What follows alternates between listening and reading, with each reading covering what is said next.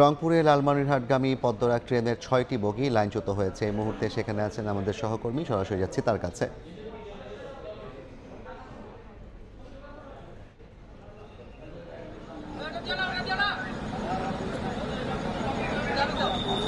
রংপুরের পীরগাছায় সান্তাহাট থেকে লালমনিরহাটগামী যে ট্রেনটি লাইনচ্যুত হয়ে পড়েছে 6টি বগি, সেই বগিগুলো উদ্ধারের কাজে কিন্তু এখন পর্যন্ত আমরা যেটি দেখছি যে রিলিফ যে ক্রেন রয়েছে সেই ক্রেন কাজ করছে। একই সাথে রেলওয়ে বিভাগের যারা কর্মকর্তা কর্মচারী তারাও কিন্তু এখানে এসেছেন এবং বিকাল 5টা থেকে কিন্তু এই উদ্ধার কার্যক্রম চলছে এবং এখন পর্যন্ত আমরা যেটি দেখছি যে একটি বগিকে কিন্তু এখান থেকে নিয়ে যাওয়া হয়েছে। যে বগিটি আসলে লাইনচ্যুত হয়নি, লাইনের উপরেই ছিল সবার সামনে, সেই বগিটিকে সরানো হয়েছে।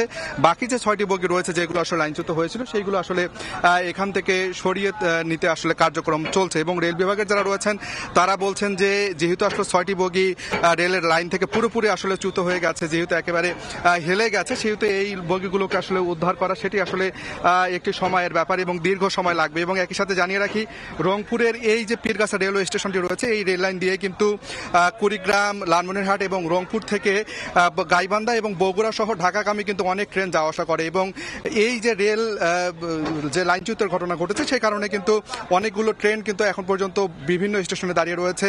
বিকেল দুপুর 12টা থেকে আসলে এই রেলওয়ের যে লাইনটি রয়েছে সেই লাইন দিয়ে আসলে রেল যোগাযোগ বন্ধ উত্তরবঙ্গের 5 জেলা সহ ঢাকার সঙ্গে।